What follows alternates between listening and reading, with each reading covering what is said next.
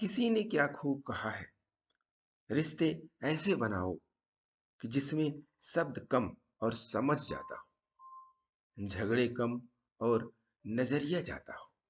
नमस्कार दोस्तों, मेरा नाम प्रेम प्रकाश पांडे है। आज अपने चैनल पर एक नई बेहतरीन प्रेरणादायक कहानी लेकर के आया हूँ। दोस्तों, अक्सर हमने सुना है कि दो लोगों की लड़ाई में तीसरा फायदा उठाता है। कुछ ऐसा ही आज की हमारी कहानी में भी होने वाला है। तो चलिए, चैनल को सब्सक्राइब नहीं किया है, सब्सक्राइब कर लीजिए और सुनते हैं आज की कहानी, जिसका शीर्षक है आपसी झगड़ा।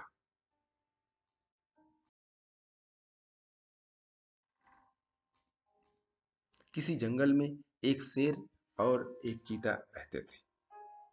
वैसे तो शेर बहुत बलवान होता है, किंतु वह शेर बूढ़ा हो गया था।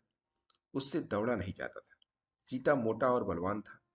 इतने पर भी चीता बूढ़े शेर से डरता था और उससे मित्रता रखता था, क्योंकि बूढ़ा होने पर भी शेर चीते से तो कुछ अधिक बलवान था ही। एक बार कई दिनों तक शेर और चीते में से किसी को कोई शिकार नहीं मिला। दोनों बहुत भूखे थे। दोनों शिकार की तलाश में निकल पड़े। उन्होंने देखा कि एक छोटा हिरन पास में ही चर रहा है। चीते ने शेर से कहा, मैं हिरन को पकड़ता हूं, लेकिन आप उस नाले के ऊपर बैठ जाएं, जिससे हिरन नाले में भागकर छिप न सके। शेर नाले पर बैठ गया।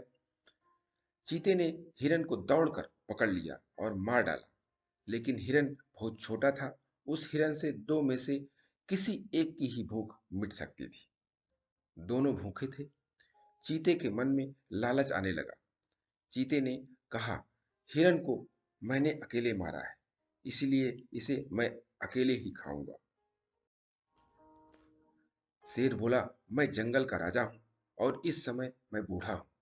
हिरन मैं खाऊंगा, तुम तो दौड़ सकते हो। दौड़कर दूसरा शिकार पकड़ लो। मैं खाऊंगा मैं खाऊंगा की होड़ में दोनों का झगड़ा बढ़ गया।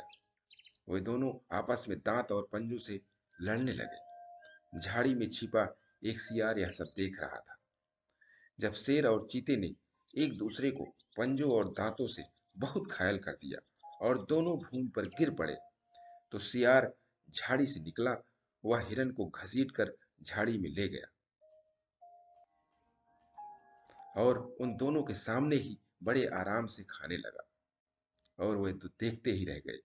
शेर और चीते में से किसी में भी अब इतनी हिम्मत नहीं बची थी कि कोई भी उठ सके। दोस्तों, जब भी दो व्यक्ति किसी वस्तु के लिए लड़ने लगते हैं, तो उन दोनों की हानि होती है।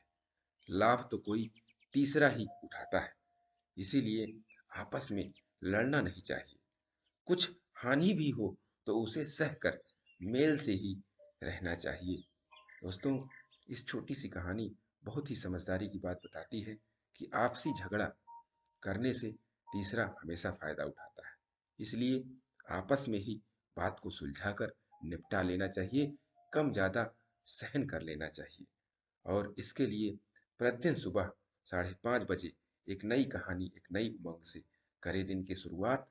तब तक के लिए छोटों से मिले प्यार और बड़ों से मिले आशीर्वाद और भगवान के सहारे के साथ यही कहूँगा, काम तो सभी करते हैं, पर काम करो कुछ ऐसा कि उदाहरण बन जाए।